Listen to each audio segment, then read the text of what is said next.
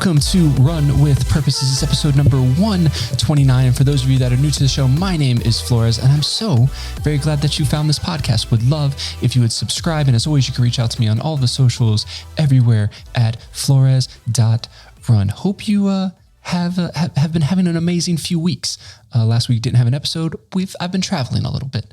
I was in Phoenix for work for a week, and now I'm in Columbus. You may recognize the background from the AI or ChatGPT episode.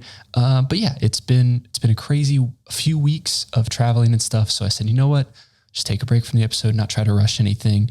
And I think you guys are going to appreciate what's happening here. But I hope you enjoyed the episode last week with Courtney. It was a great conversation. If you haven't listened to it, check it out. You can see it on my socials. There's links, and you can follow her as well on Instagram. But it was a really fun conversation, really digging into kind of people's whys with their running and how she thought about this process of how she went into this idea of slow burn, right? And that was the whole title of the episode. And we get to it later in the episode of why it's titled that, but check it out. I'm always excited to have those conversations. So if you have some people in your mind that would be like, hey, I think it'd be really cool if you talk to this person, send them over my way. I'd love to meet new people and just have some good conversations. I've been starting a new workout plan and running plan, getting back out there. It has been really nice, but my body hurts when I've been running because it's taken a little time off. I think I did 6 miles in January. So trying to get back into it. And it's really just that consistency, right? Once I continue to get into it, I'll be in a better state. But yeah, just gotta get back into it. But you're gonna notice a little new flow to the episode here. You may have seen in the title, hey, there's a guest. Why don't I see the guest right now? And I've talked about wanting to have more episodes with actual guests on the show, live on the show. And I was like, how am I going to do that? Do I really want to do this whole intro thing that I normally do with them right in front of me? It's kind of awkward and weird. So I decided for my in-person interviews from now on, it's going to be separated. I'm going to do an intro just like this, kind of recapping things that have been going on and then introducing my guest. Then we're going to hop straight into the episode. So it might be a little different, but hopefully you find it a little more engaging. You can say, hey, I want to skip all this intro part and go right to the interview. You could do that. We'll have the videos as well for all of them. So they're on YouTube, they're on Spotify. Check them out. I processed the video just so people can have that visual portion of it as well. And it's kind of fun watching me interact with guests as well. And this week, though, very special guest that won't really need any introduction once you see the video. But obviously, I'm going to do an introduction. She joined me once prior on episode 62. And somehow I was able to convince her to come back on the show. She's been listening to the episodes this year just as something to support me. And I've really appreciated that and wanted to make sure that it was something that can connect with all of you. When she was like, hey, what would we talk about? And I was like, hey, I've got some general ideas. And the first thing that came to mind was doing it together. You know, a little punny in there. But I'm excited for this episode. Obviously, if you haven't realized by now, even by the title, my wife, Kaela, is going to be on the show today. We're going to talk about doing it together, what that really means in all sorts of relationships. It can be a little geared towards romantic, but also in friendships and how we interact with people at work, in our neighborhood, in our communities, everything there. I think it was a really fun conversation to kind of break down and just sit and just talk with her about it. You know, it's things that we talk about anyways, but we just have it actually recorded to kind of make that happen. I don't know. But thanks for kind of joining in and listening this week. Remember to keep running with purpose, one step at a time, and enjoy the conversation with Kaela. See you guys next week.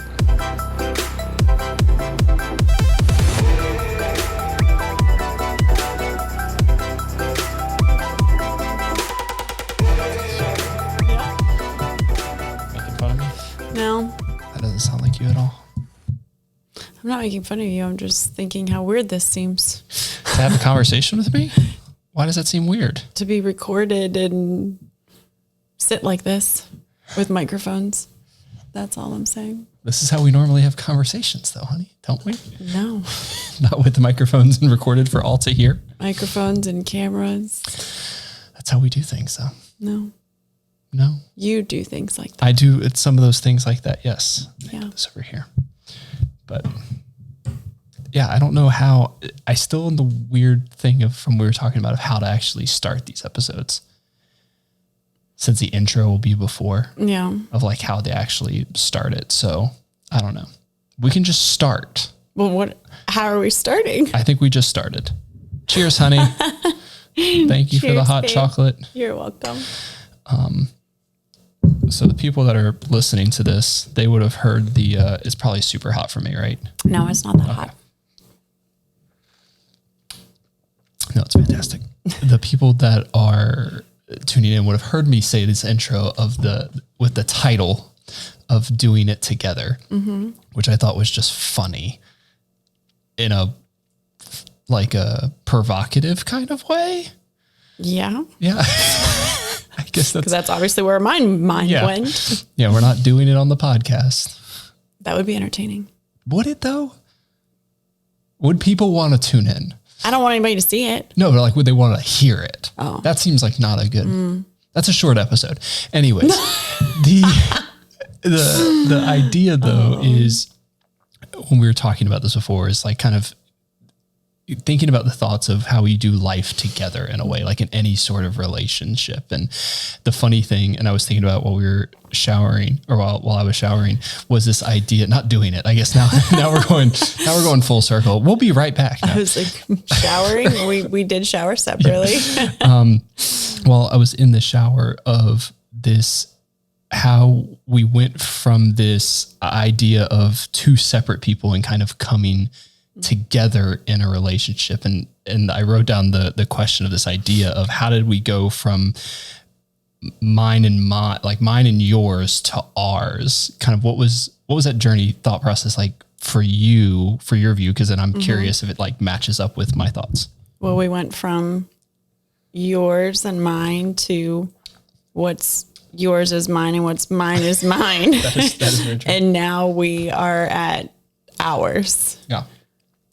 But obviously the journey took a long time considering we've been together how long now? How old's Karina? I don't know. It'll be 18 years. 17. I think she's 17. 2006. So it's 18 then. This is 24. Yeah. Yeah, but not until 17 October and a half, for yeah. her. But when we were dating, it's what's mine is mine and what's yours is yours. And then when we first got married, it was still that way.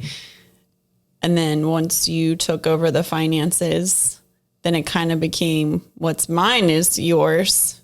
Yeah. Well, I guess in that sake, then all of like I gave everything up, so to speak.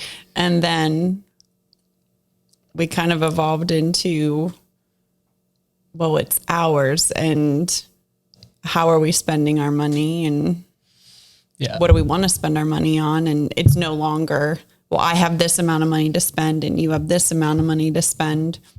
Right. It's ours. And how do we want to spend our money? Yeah. And I think even outside of money, if we think about just like our time and what was like important to us, right? Of like, it was like your time and my time when we needed that separation. Was having that separation is good from like being able to like have your own life instill away, which we still do. Well, you do. I don't really have a life. But this idea that we've slowly started to, I've noticed it just especially with the last few moves. And obviously there's a lot of things that have happened in our life since then that have probably caused that. I'm not going to make you cry. I was like, don't make me cry. But it's this idea of in the last few years, it's felt like and maybe it's even been since we sold the house and kind of downsized everything and like readjusted our thoughts. We've come closer together in the kind of things that we're doing. So like spending time together and doing things where it doesn't feel as separated in a way. Like we want to do things together, like the volunteering or like the serving in the church, or even just going on trips together and doing things. Like we don't like being apart from each other in a way. Yeah. And it's interesting how that kind of like shifts almost. Like you want to be with each other all the time when you first start dating because it's new and it's fresh. And then you get like, you're kind of annoying to me. And then we get back to this sense, But it's also a mindset shift too. Like when you finally get on the same page of, well, where are we heading and what are we doing and what are our goals? So to your point, a lot of that did change when we decided to sell the house because we didn't need something that big. We didn't need to be spending that kind of money on that when our priorities were different. Like we wanted to make sure that we were giving back to God first, then saving, and then spending.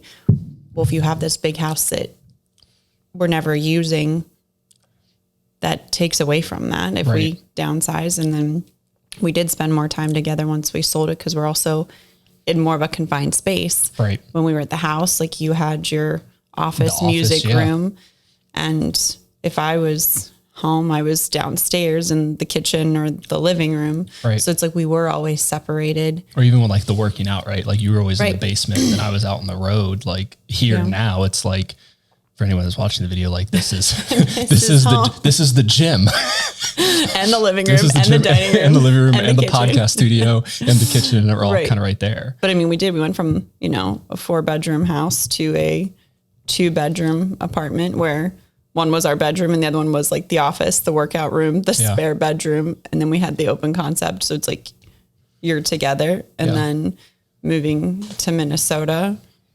Yeah. Like the single layer. Well, and we were together, but I mean, my days were busy. So like we weren't really spending a lot of time together until I came downstairs, and then we were together. Right.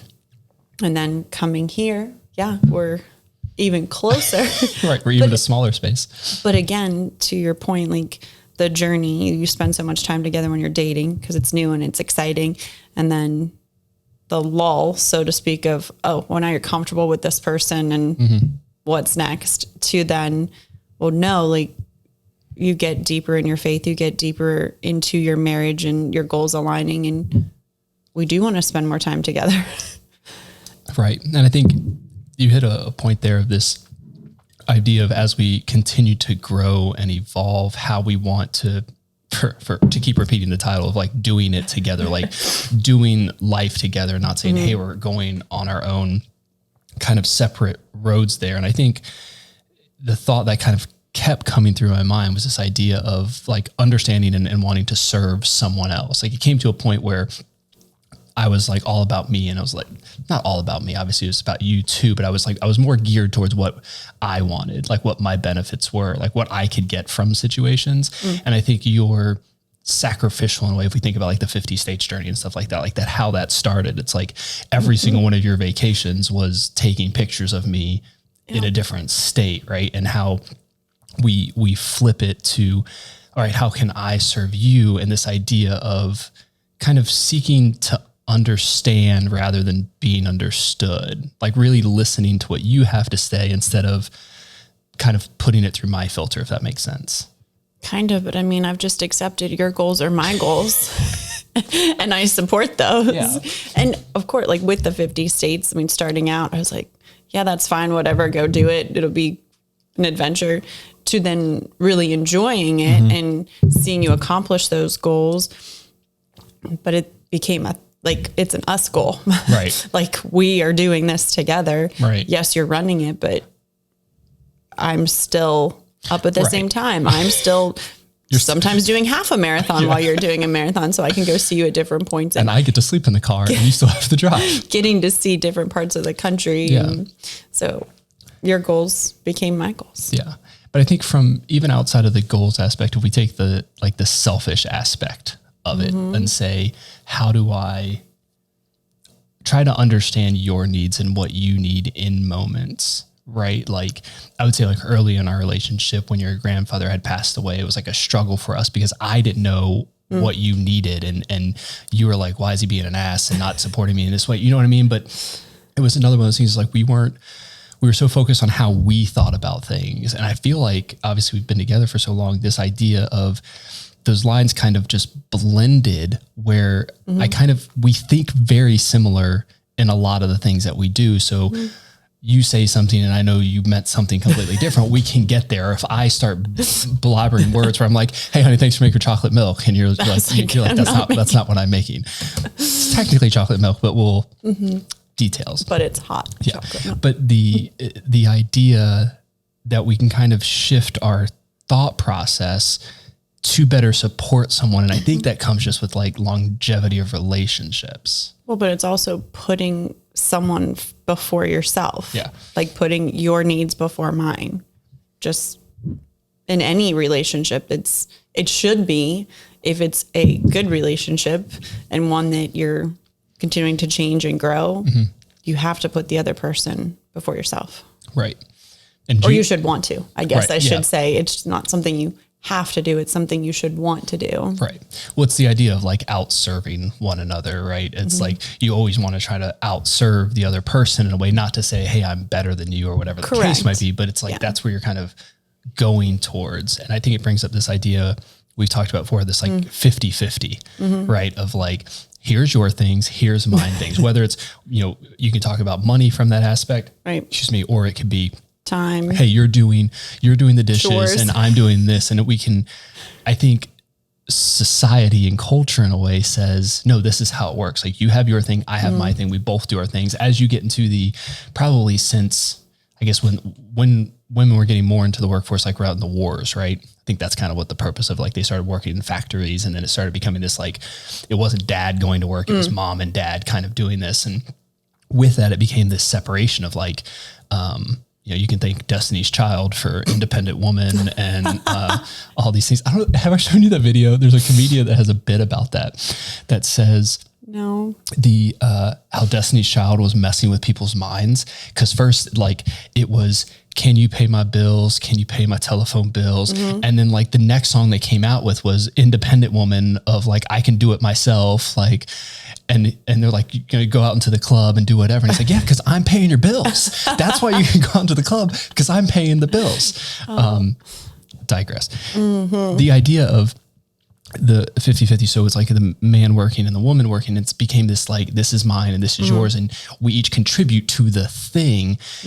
But over time, we've realized that just doesn't work. Like in life, if we say you do this and I do this, because you're going to incorporate frustrations then. Correct. Because why aren't you taking out the trash if that's your responsibility and my responsibility is dishes?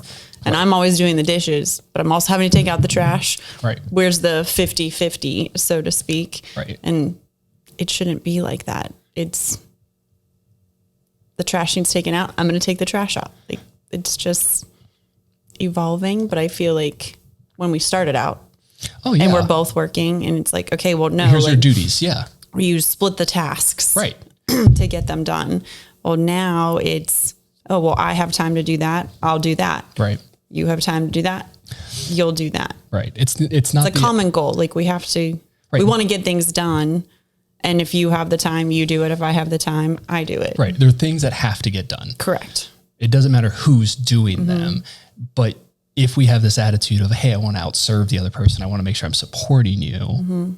Well, okay, well then that makes sense that I'm going to kind of do these things. And it's like, hey, if there's a certain time where I feel like maybe I'm doing too much or something and need some support, well, then speak up. Right. Like we have to say something. And I think far too often people are worried about like upsetting or feelings. Yeah. All these, everyone with these feelings. No, but even if you think of not in like in a romantic relationship kind of thing, even with a work relationship or a friendship, how often do we not want to like hurt somebody's feelings by correcting an action or saying, hey, like you need to step up in this, or you're not showing up in this way?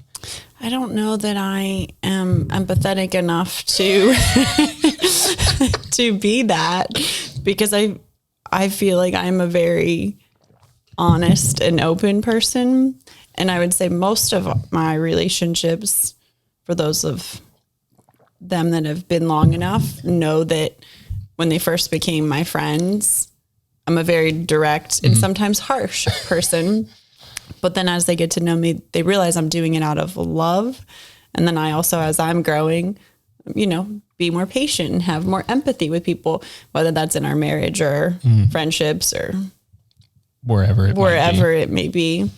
Yeah. Cause it's this idea, especially with friendships, I think we sit in this idea of it needs to be mutually beneficial, of like, there has to be something in it for me if I'm going to put forth that effort. Not saying that you should like only be friends with that people that like take advantage of you in a way, but it's the idea of like, unless they do that for me, I'm not going to do something for them of like, hey, they haven't called me. So if they haven't called me, I'm not going to call them, and I'm just going to see when they can do this, or they left me on red. I'm not going to send another message until that, it's like we can get into this petty thing where we almost have to have this humility to be like, why are we focusing on these little things instead of thinking the big picture of like, hey, this relationship matters to me and I want to see this person grow and whatever the case might be. So how do I support them to get them there rather than saying, hey, you're not doing this for me. Like I'm doing it for you. So you're out of my life in a way. But that's how most relationships, friendships are. That's how they started. Yeah. It's what can you do for me? Yeah. And then most of those don't last until you realize you're both giving. Mm-hmm. So, yeah. Because I have some of those in my life. And it's like, I don't know what more I can do. Right. So we have family members that are like that too. You think about any relationship itself where you're like, I can reach out, I can do these things. Mm-hmm. But it came to a point of like, am I going to cut them off? Like, no, I'm going to still reach out. I'm going to still do my thing and reach out to them and talk to them or whatever. But if it's not reciprocated, that's fine. Mm-hmm. I love them all the same. And it's like, you know what, maybe they're going through something, maybe this here, and they don't feel they want to share or whatever the case might be. But we can get so wrapped up in our heads that it's about us and why aren't they serving my need? And I don't know. Like we see somebody with somebody else, like, oh, they can hang out with them. They can call them. Why they can't do? You know what I mean? Like we can get really caught up in that. Right. Aspect it's selfish. Right. We're looking at relationships again, what we can get from ourselves. Mm-hmm. Junior said it at church tonight. This idea of like hypocrites are also like their critics are often critics. And it's this idea of we want to deflect, we want to point to other people and say, hey, you see what they did? Basically, it's not me, it's you. Correct. Yeah. Which usually it's right. I wrote down that quote from The Chosen where Peter said there's 5 important words. You were right. I'm sorry. Yeah, but it goes on and he doesn't even know what he was sorry for. Yeah, that's fair. So he didn't know what it was that anyways. Doesn't necessarily work. Right. But this idea of when we act in that way, we're really not we're not thinking about how we're reacting into it. I've heard that one saying of like, when you're pointing a finger at someone, you have 4 pointing back at you. And it's like, okay, that makes a lot of sense because we're so quick to judge somebody else or put the blame on somebody else instead of saying, hey, where could I have maybe changed in this? Is it a perspective that I need to have differently? Is there could have I addressed this a little differently? And I think that goes, again, not only friendships, but in romantic relationships, all of our relationships. Because if we go around pointing fingers, we're eventually going to run out of people to point our finger at because they're just going to leave. Right. Well, it also goes back to the principle of treat people how you want to be treated. Right. Which is an interesting, they've kind of changed that now.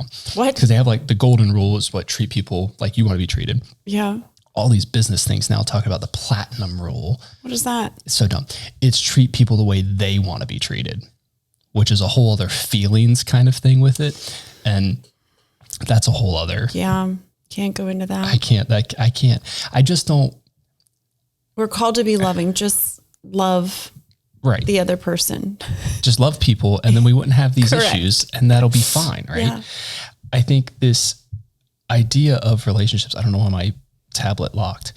When we talk about like in relationships and how we can get through things together, obviously relationships aren't without their struggles or issues. Things happen where people, we all have conflict, and really conflict comes from this idea of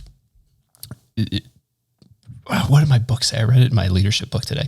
This idea of basically 2 personalities not coming together on something. So you have like a task conflict, but it is still technically people thinking about how they're going to tackle a task differently.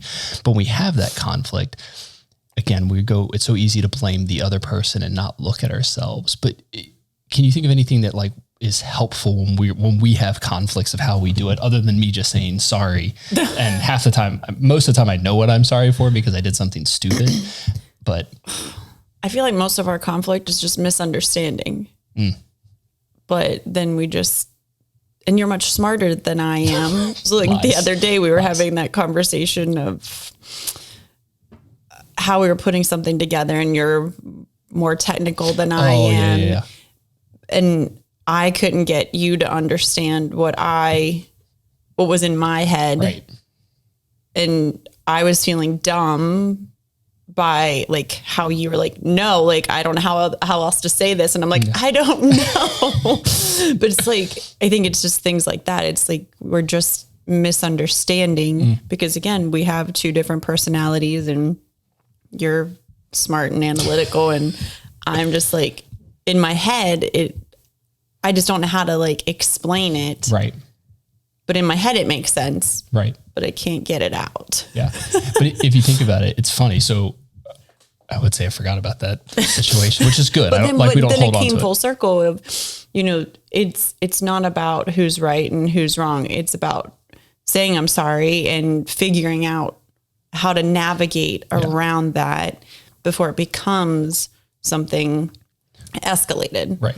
And your point of like the communication is actually what I wrote my paper on today. I feel like you read my paper of this. I did not read this your idea paper. of like building trust and the conflict and stuff like that was around, most of it is because of communication issues, whether there's a miscommunication or lack of communication. Yeah. But so we have that situation where I'm like frustrated, you know, and I obviously apologize for being frustrated. It's just, you know, it's again, how I think compared to how you think. But it wasn't just you. I mean, I was getting frustrated too. We're both getting on that side. But then just last night when we were working on the Excel sheet, like that was because of the conversation we had before and because of the understanding, we're talking about the math involved with it. And I was just like, okay, now help me understand. Like I was trying to break it down the way that you were thinking about it, because then it helps me understand, okay, I see where you're coming from. Okay. But you said this, did you mean this or this? And having that communication prevented the blow up that happened the week before. I wouldn't call that a blow up. But, you know, but I would call that frustration. The tempers that ensued from the conversation. It wasn't a friendly conversation. We weren't like yelling at each other, but there was frustration. Last night went much smoother than last weekend. It's because of the idea, right? If we're communicating through it. Yeah. And I think that's the thing that really for relationships ends up being the hardest, regardless again of the type of relationship, is one, being willing to have the tough conversation and not just walking away, because early on in our relationship, my personality is like, no, we're going to nail it down. Like we're going to talk through it now and we're going to get through this. And you were like, nope, we're not talking about this right now. And that's just more frustrating for me. Yeah. And now here we are. Talking it out. You figured me out and you can help me understand. But it's even then, like before it was I'm not talking about it and walk away. Like there wasn't even an explanation. Now, if I need time to process something, like I try to be better about vocalizing that I need to like sit in it or think about it or something like that to make sure that you are aware of what's happening. I'm not just like ignoring you in a way. I'm not a child that's just gonna sit there and like, you're not here. I'm not paying attention to you. Right. It's not handling it that way, but really saying, hey, I need a moment. Or when you're asking me questions and I'm doing schoolwork or work, and I'm just like, hey, I love you. I would love to have this conversation, but like, I just got this email and I want to like just get through this thing or whatever the case might be. But I think we both do it. Cause I'll go into the room and be like, can I talk to you? But again, that's something we've learned is again, being in a smaller space, and we do enjoy talking to each other about random things. And most of mine's like, did you see this video? When you're sitting right here working and I'm right here, I'm like, oh, I need to tell him this. Is now a good time? Yeah. Hey, honey. But now I've gotten to the point of is now like asking the question. Yeah. Can I talk to you now? Is now a good time? Right. Because I'm really good at interrupting you. Yeah. But in that point, so both sides of that communication, one, you asking, hey, it's there, and me recognizing me being able to say, no, it's not. And we have that mutual understanding, go, sounds good. We'll table it. We do whatever. We do it when we watch TV shows, right? Like, wait till next commercial break. You don't remember what I said. Apparently, you're talking about Moses and it was Noah. Yeah, you said Moses and the ark, and I was just like, no, that's I wrong. did not say the ark. I did not say the ark. She did not say the ark. Okay, I'm not going to put it there. But you know what I mean? Like, we're good about the idea of like, we've gotten better about understanding when is appropriate and when is not. Right. There's boundaries. Yeah. We got to figure it out. It's definitely a slow roll to figure out that communication breakdown and understanding, hey, how do we get aligned on that? And we're not aligned on everything still. We still have those little frustrations and those little things that happen. Well, because we're two separate people. Correct. And we don't think about, like, inherently we are selfish people that are thinking about what we think about, and we're using everything through our lens. Like, this is how we see things. So this is how I see things. Why don't you see it this way? Like, what's I don't understand how this works. And that can then cause frustration. But again, as you build relationships, as you get comfortable with people, you build that trust, and you build that positive intention, right? Like, if you do something, I don't think it's out of malicious intent if it hurts me. Like, I don't think you're it's always thinking the best of the other person. Yeah. Like, I don't think you're trying to hurt me with it. So it's like, okay, if she was coming from this with a positive intent, did I encode that message wrong? Did I decode that message? You encoded, I decoded, I think. Sure. Science. Did I receive that and hear it differently than you possibly meant to do it? So then it's taking it back. And then whether it's me trying to process and understand if it was like a text message or a phone call, or asking you like, wait, what did you mean by that? Like, what do you like for clarification, right? Like, when you say avocado, when I go to the grocery store, how many avocados is it? Yeah, but we know if it's Aldi, they come in a bag. I don't know. The shit take mushrooms and all of the other things that we have. I don't know. I think it's I don't know where I was going with that initially, but the ability to have the conversation, right? Of saying, I'm willing to bring it up, knowing that you're going to listen and know that I'm not coming at it from a negative standpoint. And we can have that reciprocated, because I think what happens in poor communication when people are doing it together is they don't have that mutual kind of respect. I think it's partially respect, but it's also just like the positive intention thing of like, I'm assuming people aren't trying to do malicious intent. Like, when someone says something to me, I'm not going, they're trying to break me down. So now, having a positive mindset. Right. Because then you can reframe everything and try to shift it, try to understand, okay, what did they mean by this? Not everyone is positive, but if you at least go with it through the positive intent, hopefully also 9 times depends on the tone too. Right.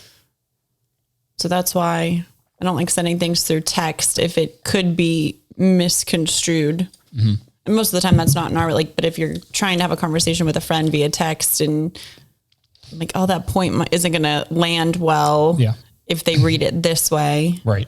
So even in person, it's also, how are you coming across? Yeah. Because it could sound malicious.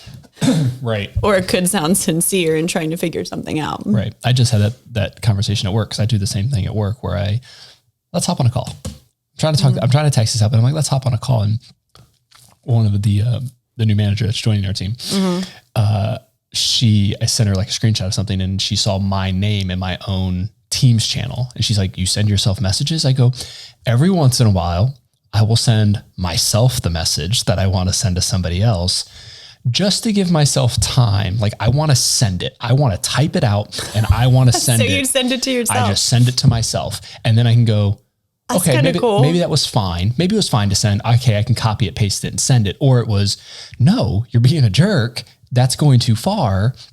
But it kind of gets it out. So, because it's so easy to kind of because it gets it out of your head and you see it, and then you're reading it back to you. That's really good. Yeah. I didn't know you did that. Yeah. I do that. Or if I write in like my journal and stuff like that, like things that may have frustrated me. And most of the time the journal stuff is all like things that frustrated myself about myself kind of thing of like, hey, you shouldn't have done that, or you should have reacted differently, and that kind of thing. I think our conversation was in my journal the other night.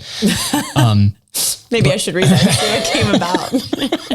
You're like, no, that's what you're doing. You're just writing in here to be like, now learn how to do this and figure out what you're doing better. So what you really want to tell me is written down. This is what you're saying. What was there? This is me in the stupid videos again. There was a guy and his wife or girlfriend or whatever in the car. And she goes, so I want you to call me the B word like you say it in your head. Because I know you say it in your head when I do that. And he's like, no, I'm not saying that. And she goes, no, you say it in your head. Though. He was like, I'm not going to say it to you like I say it in my head. No, wait, I don't say it in my head.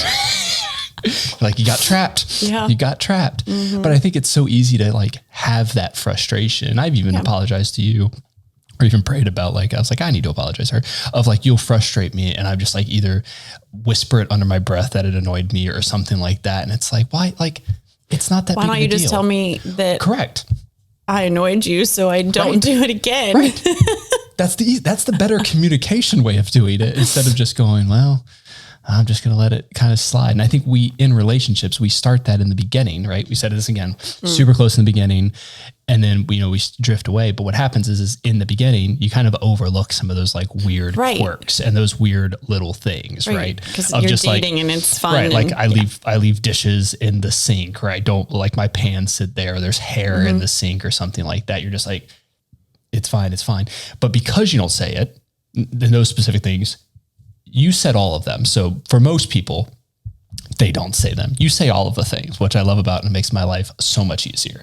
Which I was telling Ryan. How does that make your life easier? Well, because then I just know the things, right? Like I was talking to Ryan about that. Oh, you mean because I tell you about it and you are aware of it then to do it versus me not telling you and then I'm just getting mad and I have in no my idea head. Why. Correct. And then eventually it blows up in something else. Oh yeah. We're way past that. Right. Like, but I mean, like, well, even in the beginning, it was still like, there were certain things, but for the most part, you were still upfront. But in most relationships, you kind of put things under the rug. And then when things, you start want them to see the best of you. Right. You keep getting into this like comfort phase. And then once you get into that comfort, you start blowing up about other things or things that annoy you or something like that. And then you go, I've been doing this for years. Like, why are you just blowing up now? You're like, well, I hated it then and I thought you would change. And it's like, what are you talking about, crazy person? Yeah. People that think they're going to change someone, that's a whole nother discussion. But yeah, having it out in the open is so much easier. 100%. Yeah. And I think there was something from service. I was looking at my notes because there was something from service that Service tonight that made me think about something. And I think it was, he said it a couple weeks ago as well, but this idea of how small we are in the grand scheme of things and how we can, it was when they talked about, I guess it was back in making a mountain out of a molehill. Which message was that? Was that in December? I feel like that was a little while ago. Yeah, but they've brought it up a few times to this idea that people will focus so much on the little things and blow them up. And I think that's what happens when you have these things that are kept getting swept under the rug is they're little things. But a little thing that happens a lot, you all of a sudden blow up because I didn't put the dishes away. Right. Not saying you specifically. Yeah, I know what you mean. I didn't put the dishes away. And all of a sudden it becomes this huge thing. And you're like, what the hell is this? Like, where are you coming at from this? And it's like, oh, these other 6 things that were related to this, you've kind of put them all together and now you're like unloading at me. And then you get the typical sitcom dad kind of situation where it's just like sits in the basement and just ignores and watches his football or does whatever because he's afraid to do anything. Right. He can't do anything. He can't do it right. So it's like, why would I do the dishes? I can't do them right anyway. So I'm just not going to do them, which I've actually heard guy friends of mine say things to that nature. And I'd be like, that's a wrong way of thinking, but it's the idea that I can't do it right. And it's like, but have you asked how to do it right? Have you tried to do it what she considers right in a way, or can you find a mutual right, or is she just crazy? Some of them, I think they're just crazy. They're just crazy women. And but I also think it's still very different because we've gotten to a place where if the laundry needs done, you'll do it or I'll do it. The dishes need done. One of us, like, it doesn't matter who's doing it. And it's never going to be done the same way because I don't do the things the way you do it and you don't do them the way I do them. Yeah. Which is funny because we're both a little OCD in little things and how we've grown into the aspect where it doesn't bother us as much. Which is true. Or I won't say it may bother us the same amount, but we realize how small it is. Correct. So we were just like, yeah, I really wish he would just do that. I really wish he would pick his hair up off the floor. But it is what it is. Like, you know what I mean? Like of the it's things. like picking your battles. Yeah. Is it worth having a discussion about when it's minor? Or is this something that is some life altering, so to speak? Then that's something you have to discuss. Right. But yeah, if it's a small thing, Right. you're just like, hey, just.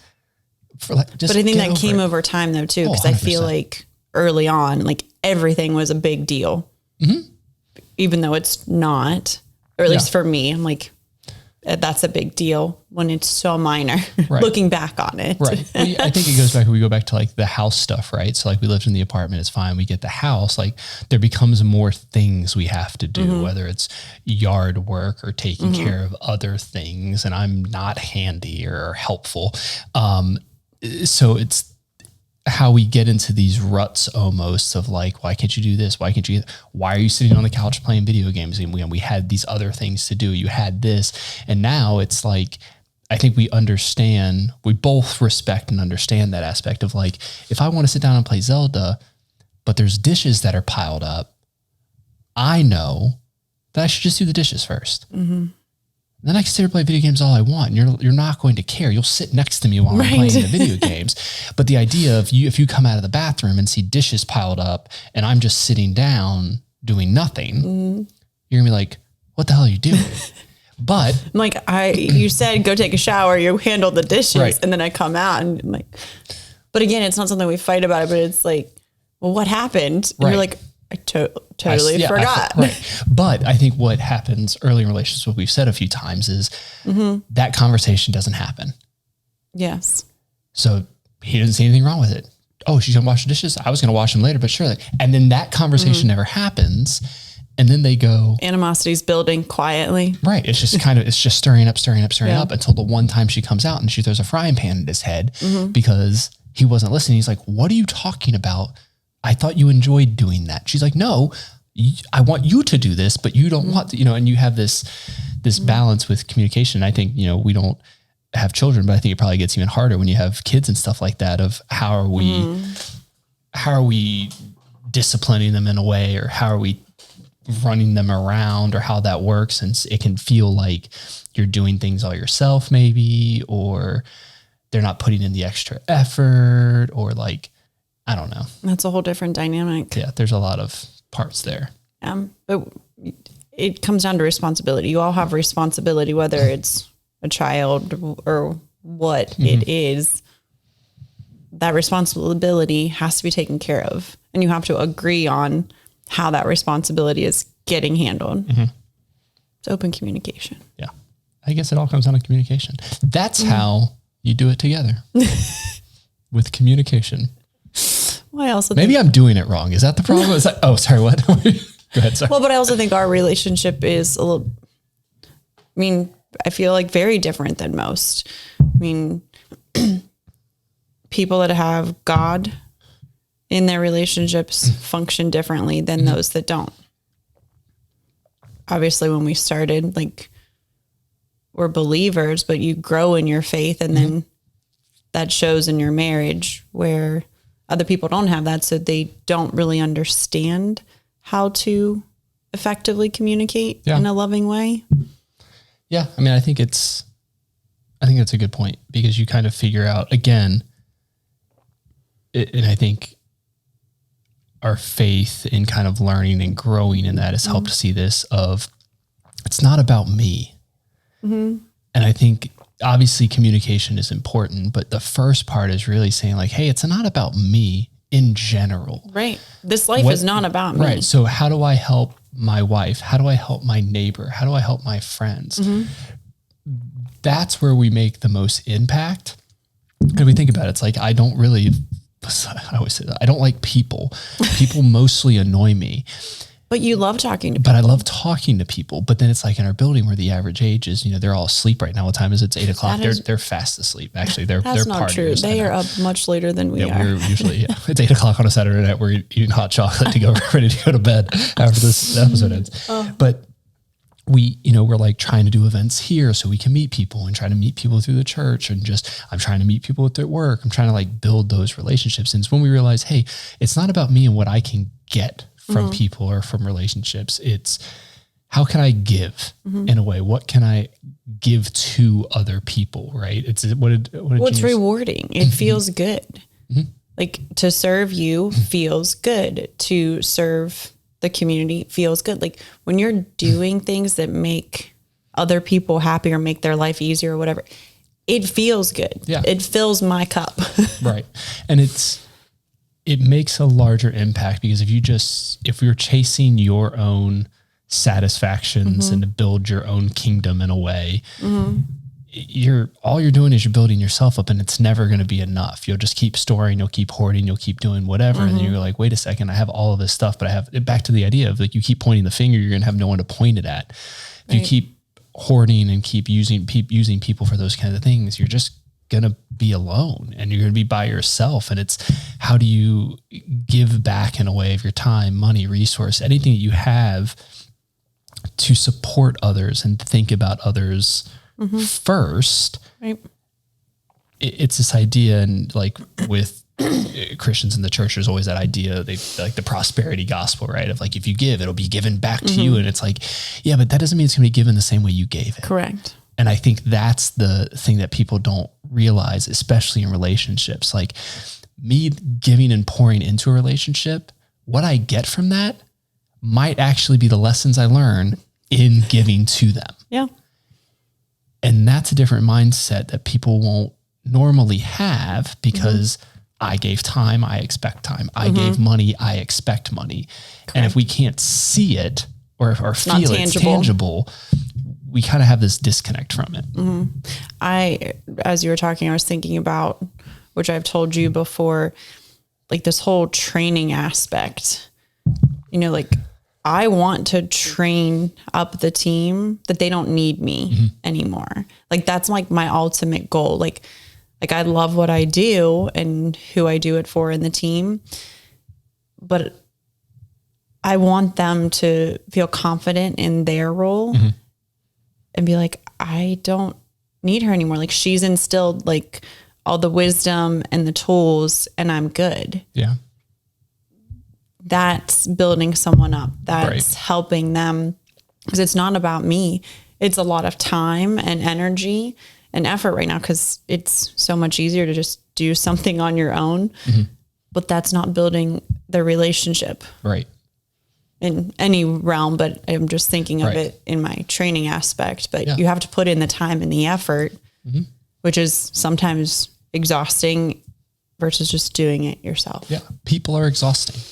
Teaching people is exhausting, but again, to it's your rewarding. Point, the reward that you get from it of being like, hey, I was able to, for lack of a way, but I was able to change someone's life or change someone's perspective in how they do something, because I had this conversation with them or because I spent the time to do the thing, right? It's the whole idea of like, give a man a fish, feed him for a day, teach a man to fish, feed him for a lifetime. It's how do we embody people to do those things, to really just grow in themselves and build the relationships. Again, I think it all circles back to how do we selflessly give and make sure we have the proper communication. And that's really how you kind of build up relationships.